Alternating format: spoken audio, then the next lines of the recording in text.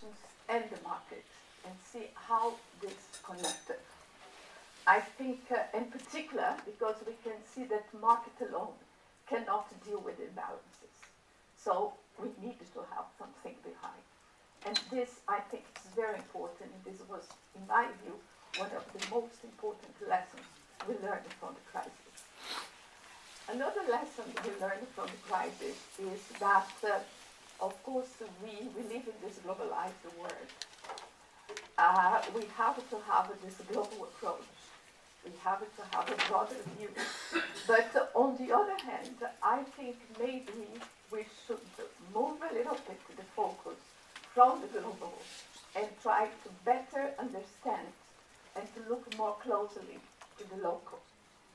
And in particular, try to identify specificities, strengths, what are the opportunities, what are the challenges, because we are not talking about a recipe.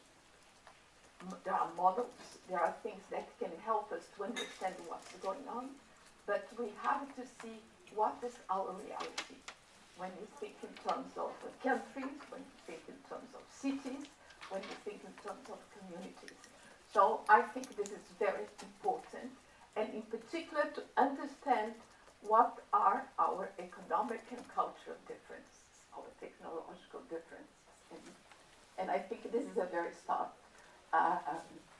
pointing to really putting a kind of a broader perspective in place. Then, of course, we went through the financial crisis. That was one of the most serious crises of the last 6 years after the Big Depression. And what was the big impact? The impact is that we had a global recession, and this has really undermined jobs, undermined growth, but in particular, social well-being, quality of life. So I think this is really what's at stake. Then in this picture, what is changing? It's changing because the world has changed. And we could see, for instance, before we have the big meetings of the G7 to really define the broader lines. And nowadays we have to bring the G20 because we see that we live in the interdependent world. And in particular, it's quite interesting to see that the whole process of economic recovery is being pushed by the emerging countries. Why? Because the growth is there, demand is growing there. So I think this is a very important shift in terms of the overall economic and political governance if we brought the concept of sustainability.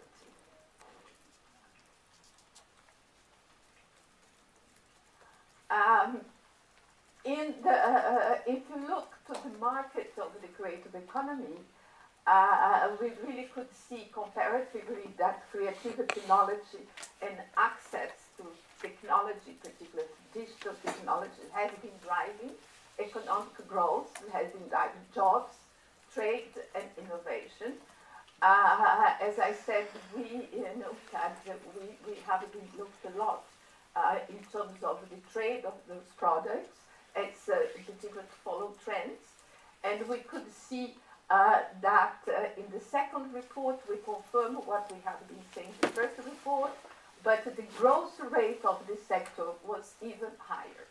So we have an annual growth rate of 14% when we consider the period from 2000 to 2002.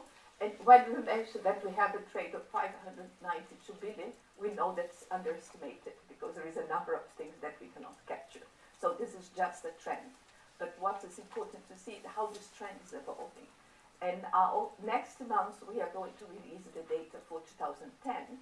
So we'll see a slight decline in 2009, but in 2010, things are strong again. So what is important in this is that despite the economic downturn, demand for most creative products remain relatively stable. Yeah? And this somehow has been stimulating recovery. We can also see the whole impact of the virtual and the real world. And I think this is also important to see in terms of how this is really reshaping the way of life of our society, and also the impact of the digital revolution, the impact of social networks. So this is really to have an idea that the creative economy is really something that's taking an increasing role in terms of shaping policies, in terms of national strategies for growth and developing in a number of countries. Just some quick reflections on digitalization of the economy, because I think this has a very strong relationship with the entrepreneurship and how we link those things. But I think what is important, it's really, first of all, we know that more and more we have a growing number of creative products that are digitalized today. And of course, there is still a lot of issues that have to be, we have to deal with that, particularly not only from the technical point of view, but particularly from the legal and electronically point of view, how we can better understand this market, how we can capture that, how you put really legislation in place. But I think it's important is really the fact of what are the opportunities behind that. And the opportunities is because what I think it's really important in this whole phenomenon is the fact that we have new ways of sharing knowledge. We have new ways that is really possibilitating and facilitating co-creation. And I think this is very stimulating for students. And also we could see that in terms of arts, this also provided the opportunities for new projects and new forms of arts. We could see the evolution, how it has evolved recently, the whole graphic design, the whole graphic art, and I think this is very important. And the whole system of commercializing, distributing this product that has changed because there are new business models and there are new structures in the market. So I think this is also very important when you make this relationship with the sustainability.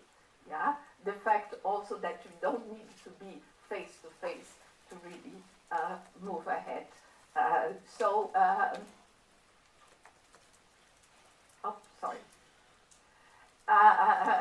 And this also the fact that in this context, if you think in terms of creativity and biodiversity, is a good match, because somehow these products can be produced in a different way. There are specific sectors in the creative economy that they have a very strong appeal for the sustainability in terms of the eco-fashion, jewelry, crafts, interior design, and this in terms of the choice of materials that you are using, in terms of modes of producing.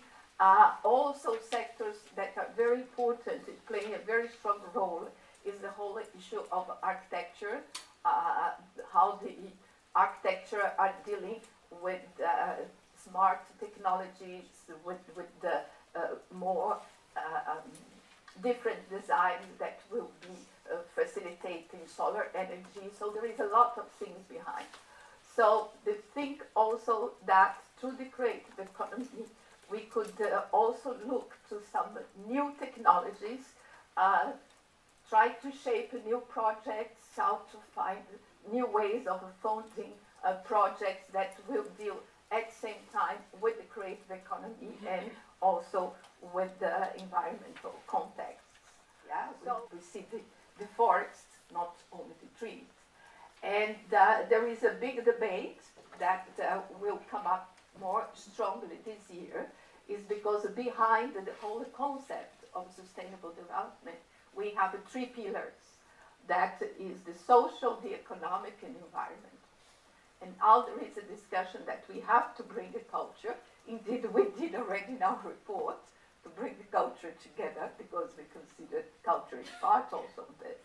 But in terms of the big policy debate, yeah?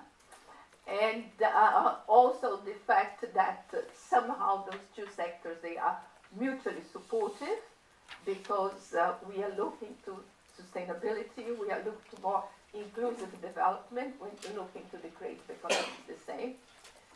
And in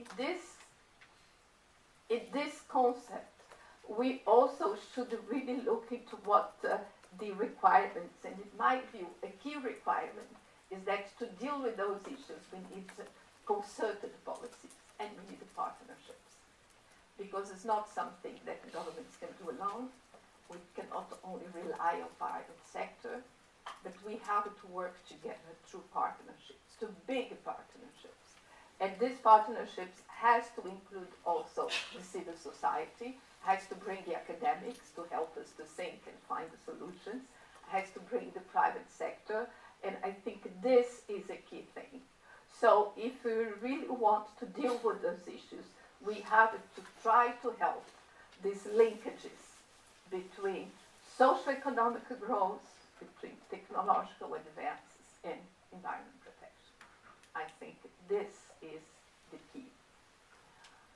And of course, I cannot